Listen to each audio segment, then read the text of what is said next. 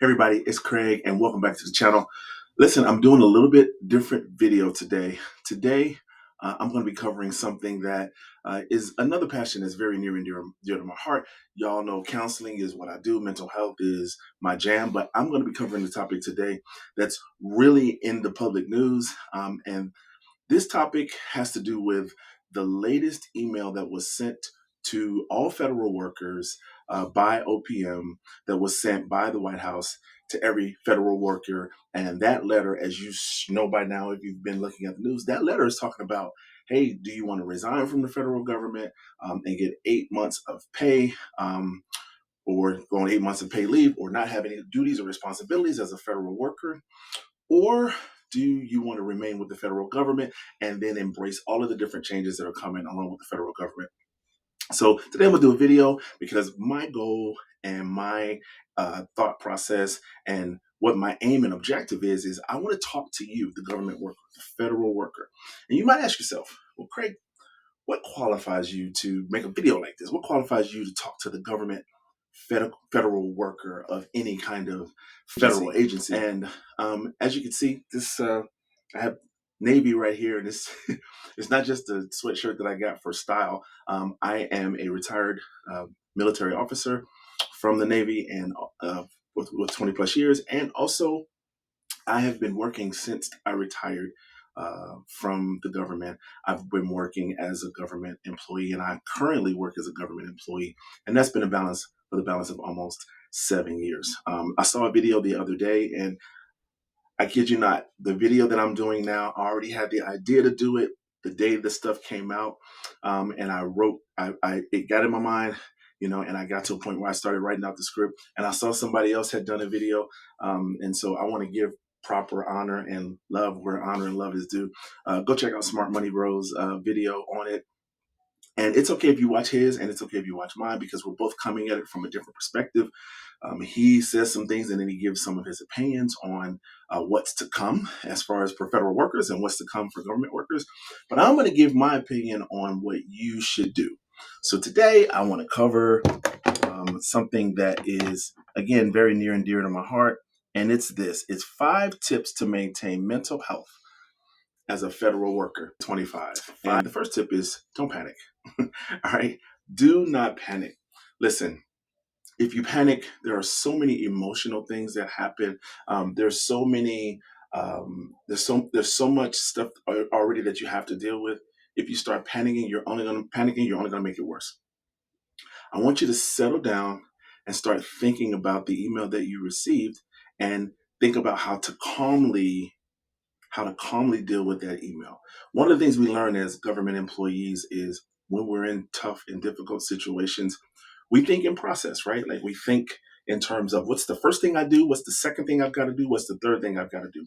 When we're managing projects, or when we're managing programs, or things of that nature, when we're managing contracts, or when we're just managing staff or personnel, we are always thinking in a way that is calm and objective and well thought out. And so that's what I want you to do with regard to this. I want you to be calm. I don't want you to panic, because when you panic, you're only going to make things worse.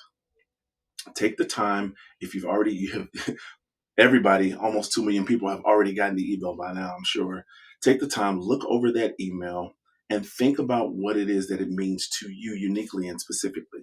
So explore all of your options. Now, one of the things that I want to remind you of that probably you aren't thinking of right now is that as a government employee, you have so much training. You have amassed so many skills over the time that you've been a federal employee. Even if you've only been a federal employee for 1 or 2 years, I want you to explore all of the options that you have. More than likely, you've gotten a college education, you've got degrees, you have other skills that you can transfer over into the civilian sector that will easily transfer.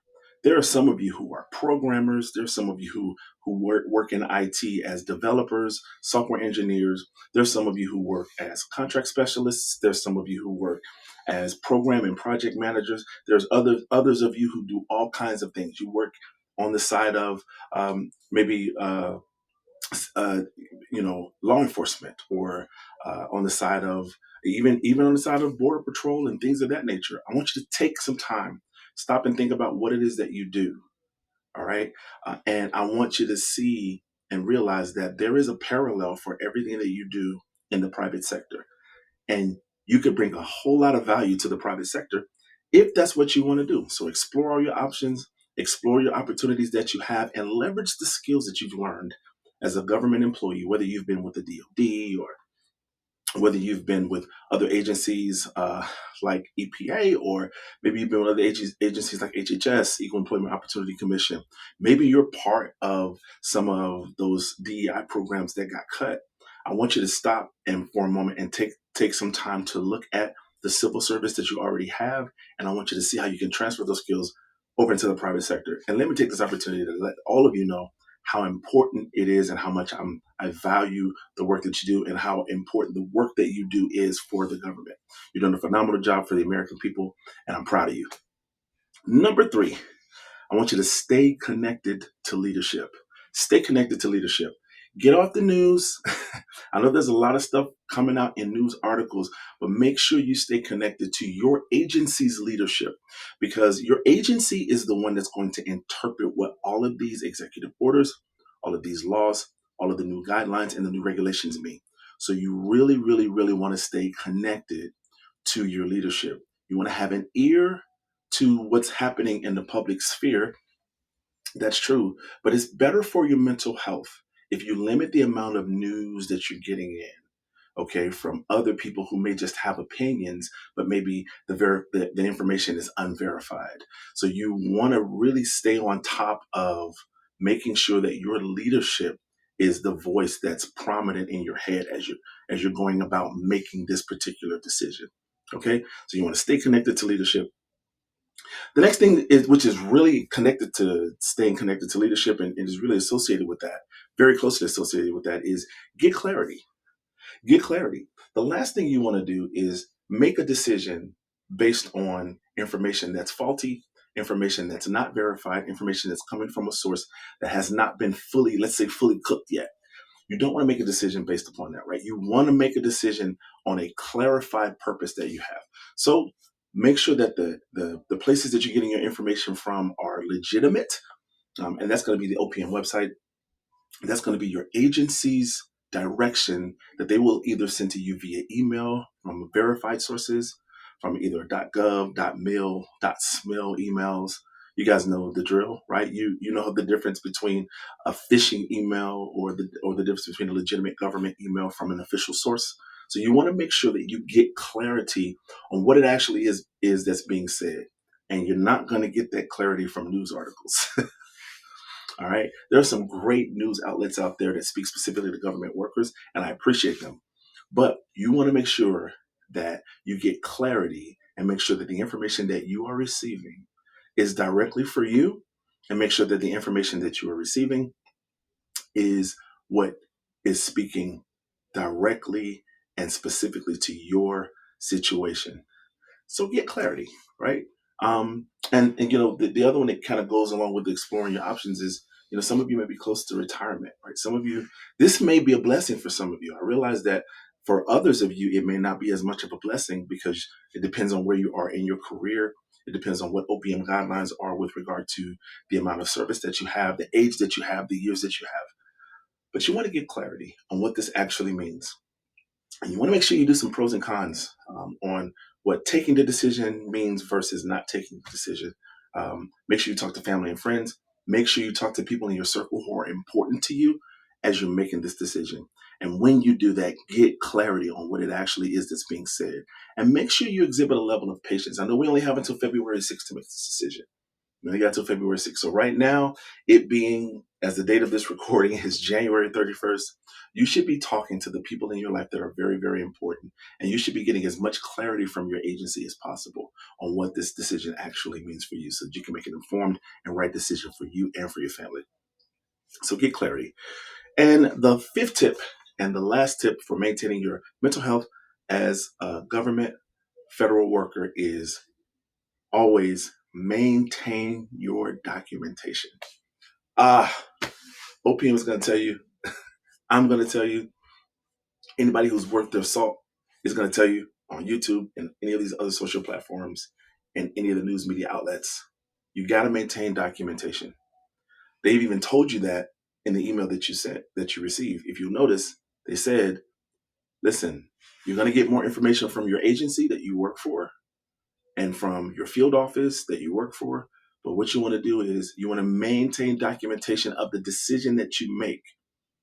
When you send back resign in that email, make sure you keep a copy of it. All right. And the other thing I want to talk about as far as maintaining documentation is, remember earlier how we talked about there's so much training that you have done as a government civilian. You should have copies of everything. You should have copies of your SF50s. You should have copies of any continuous learning points that you've had. You should have copies of any training certificates that you've had. You should have copies of any awards that you've received. You should have copies of every single notification that you have in that system called the EOPF. Make sure you have copies of all of that, from your personnel file, from your award file, from your human resources file. If you don't have copies of things and you really want to recover those copies, make sure you talk to the appropriate personnel. If you decide to resign, talk to the appropriate personnel and get copies of everything that you have ever done.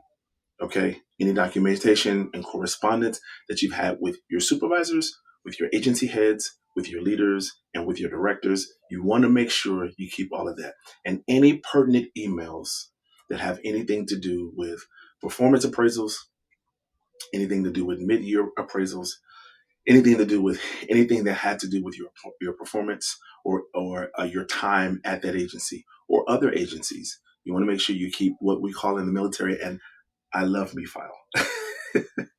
In that I love me file, you've got everything that has ever pertained to your government service. Okay, so that's the last tip: maintain your documentation.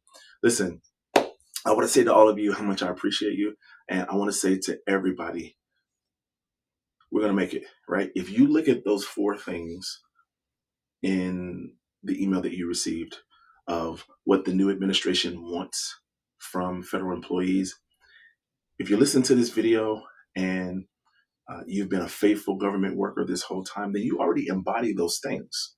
So you don't have anything to worry about. I know that a lot of people have a lot of different opinions about what this means and what they're trying to cut. And again, go check out Smart Money Bro. He's got some really good information about this. But most people are just spitballing, right? Like the reality is, I think it's an attempt to cut fraud, waste, and abuse in the government, which is needed. Definitely needed to cut fraud, waste, and abuse in the government, whether it's from a manpower perspective or whether it's from the perspective of money or resources that are being used or certain contracts that may or may not be needed, right? And each administration is going to have their initiatives on how to do that and how best to do that. But I want you to know, if you look at those 4 things that are in that email that was sent to you, you're probably, I would say, 85 to 90% of the federal workforce is already embodying those things. So don't worry, don't fret. We're going to make it out of this. God's got us, and we're going to be just fine. All right. And listen, if you want more information or if you want these 5 tips in their long form, I didn't want to make this video too long, but if you want these 5 tips in their long form, I put together a PDF, which if you just look in the description, shoot me an email and I will give you a PDF that is complete with all kinds of resources and links and helpful things that will help you through this transition time, whether you decide to make the decision to resign or not. I've got a lot of helpful resources for you in that PDF. It'll be titled the same thing, 5 tips to help 5 tips for your mental health as a federal worker.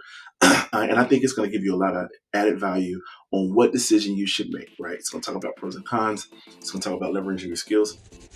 It's going to talk about staying connected to your leadership. It's going to talk about maintaining documentation. And it's going to talk about mental health and not panicking and making sure that you stay in touch, right? And it'll have all kinds of resources to contact me, or if you're interested in getting more resources for mental health during this time, or to contact other mental health services. And remember, you've got a lot of things like EAP, resources that you can use at your agency that'll be helpful to you, whether you decide to stay with the government or whether you decide to leave. All right, everybody, thanks so much for watching. Have a great weekend, and I'll see you on the next video. And always remember, live royally and live well. Take care.